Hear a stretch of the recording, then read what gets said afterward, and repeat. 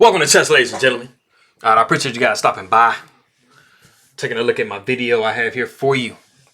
For anybody that is from the Philippines, Magandang Umaga, Maayong Buntag, Kamusta or Higala. Appreciate you guys stopping by very much. Mabuhay to you guys, Ingat Lagi. Enjoy your breakfast. I'm Tayo. If you guys see us about 3 something, almost 4 o'clock in the morning, so you might have a couple people getting up. For anybody who is from Poland, who speaks Polish, chest to you. Let me see. I'm forgetting it. The second word I know. Let me see the first one. Jen Koyechi. I believe is how you say thank you for taking a look and checking out my video. Appreciate it very much. I got the second game. So I got from round 2. So this is Wesley So versus Jan-Krzysztof Duda. It's kind of a small game. I mean, not a small game. It's kind of a shorter game. It's only 20 moves. So it's kind of like an opening, I guess, brilliancy type situation, I guess you could call it. But anyway, if you guys are ready, let's go ahead and take a look, see what we have for the game. All right, so we got D4. We got knight to F6. We have knight to F3. We have E6.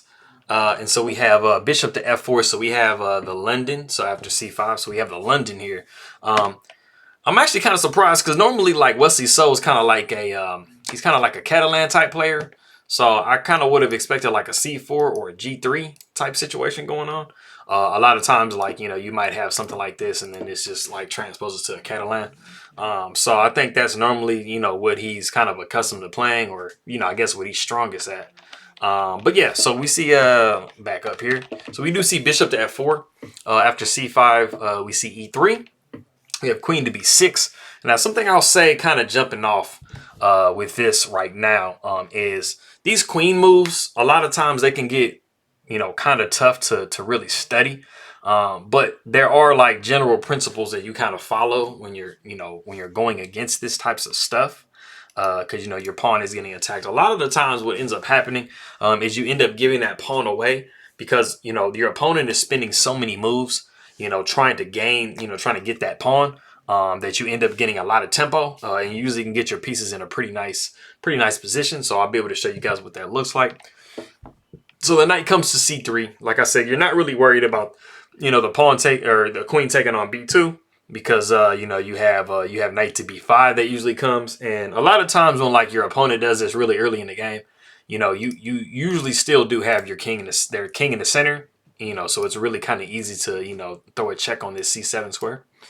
So we do see pawn takes D4, pawn takes D4. We have queen takes B2. So knight goes to B5, like I said before, and then we see the novelty of the game, which is bishop to B4. It's really kind of crazy how this is the novelty because it just kind of seems like this is the best possible move to try to disrupt what white has going on. Because, you know, of course, white's ultimate goal is to get castled and get safe. Because then you're gonna be basically making this black queen pay for all of these moves that they made. And as you can see at the moment, the queen is stalemated. Like the queen doesn't have any really available moves to go. You know, if you were to parry this check here. So we see knight back to D2.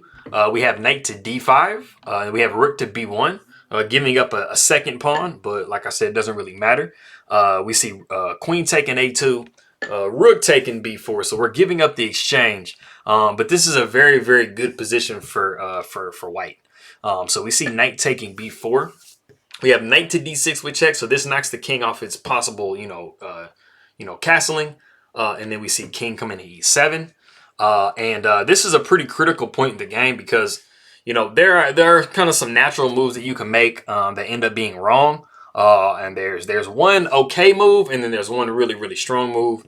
And I'm going to actually have you guys, before I get into the move that was played in the game, I will actually have you guys stop the video and see if you can figure out what is the best possible move here for white.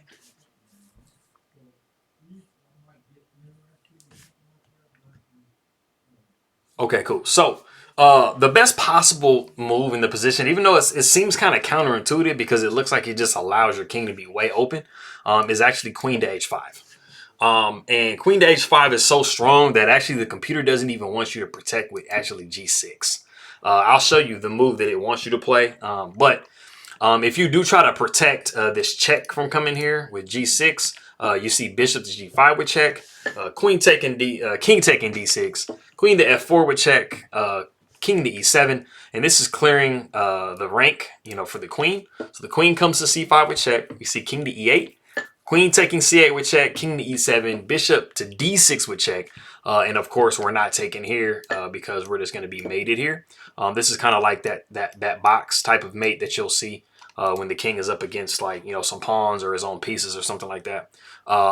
So after we see bishop, queen to C5, king to E8, queen takes, king to E7, bishop D6. Okay, king to F6 is what's suggested to be played. Queen takes H8 with check, king goes to F5, queen goes to E5 with check, king goes to G4, bishop to E2, king to H4, and all of this is more or less forced.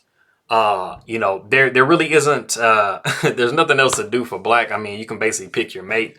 There's a checkmate here. There's a checkmate here. I also think what's another checkmate? Yeah, probably this one. No, that's not checkmate.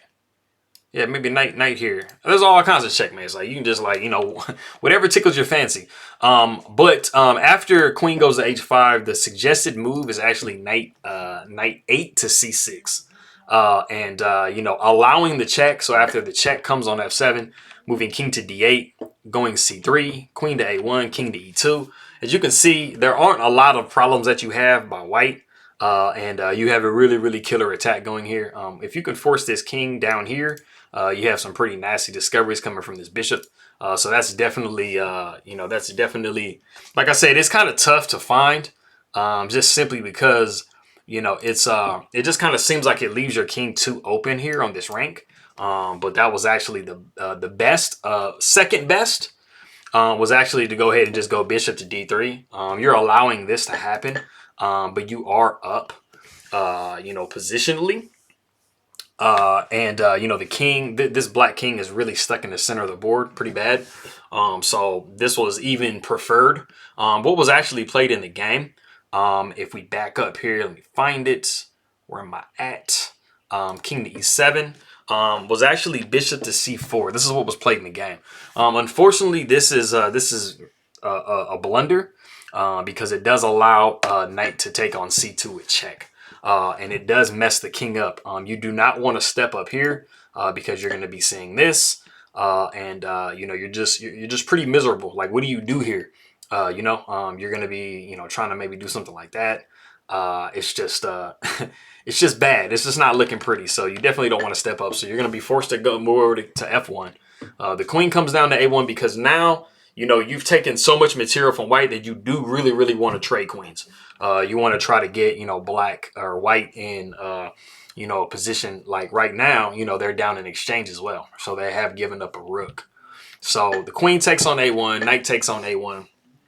So we have king to E2, knight comes to C2. We see D5 because, like the issue I said before, we're seeing that the knight is going to be coming here. And so we're trying to, get the game a little bit open for the bishops. We see knight to A6. Knight to A6 is a clear intention of bringing this knight here. There are really no pawns on this side of the board, so the knights can literally sit there forever. So we see rook to C1, and then knight A comes to B4, and then you have knight to F3. We see B6. So literally black's only problem is the fact that this bishop and this rook are not in the game. And so B6 is planning to address this issue. So we see bishop down to B3, and then we see bishop to A6. And as you guys can see, it's getting really, really choppy for white because their king is stuck in the center of the board. There are two rooks that are activated, and it's just not looking pretty. So the king comes to D2, and we see knight to D3. And it unfortunately is in this position that Wesley So does resign the game. Yeah, I'll show you just kind of like a sample, continuation after this. But, as you guys can see, I mean, you have 4 pawns to 7, which is pretty much like an entire piece. And this king is just literally surrounded by black pieces. And these rooks are coming through. If you want to, just to be funny, you can even move rook over and just give it away with the knight take and then rook take. And then, I mean, you're threatening this, you're threatening this. Like, it's just really, really bad. I'm not sure.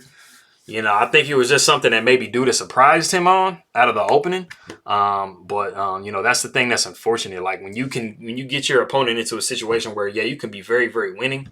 But, you know, they just have a problem with having their king stuck in the center of the board. It's really, really hard to calculate, you know, out of those positions. Plus they're playing 15, you know, roughly 20-minute games for each side. So, you know, it's pretty quick. So just to give you guys a sample variation, let's say you did try to save the bishop. You're like, hey, I'm going to give up the rook.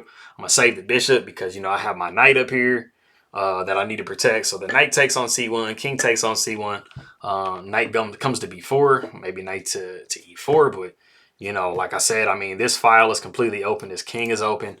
And like I said, you can even, if you wanted to be funny, you can even move this rook over, let rook take, and then even renew that. You know, it's... I mean, it's looking bad. I guess you can't do that. I didn't calculate that. Yeah, that's wrong. Don't do that. I don't know. I was seeing something else. Like I just was kind of off the fly, just doing something real quick. But clearly that was wrong. But yeah, so you're not going to do that. So you just move the knight away like it showed, and then move your knight away. But like I said, this is like completely horribly losing. All you need to really do as black is to start getting these pawns rolling. And one of them is going to queen. And you just have so much of an overwhelming force that is that. But yeah, so I mean, Wesley So starts off with 2 losses. So you know, he definitely has some work to do. It's an uphill battle for him. Yeah, so we'll see how he can do in these next few rounds. Hopefully he turns things around and gets into this final, because we're in the prelims right now. So all right, but you know, to all my people in the Philippines, maraming salamat po sa nanonood ng aking mga video. For anybody who speaks Polish, dziękuję. You know, appreciate you guys stopping by and taking a look at my video, and I'll see you guys next time. All right.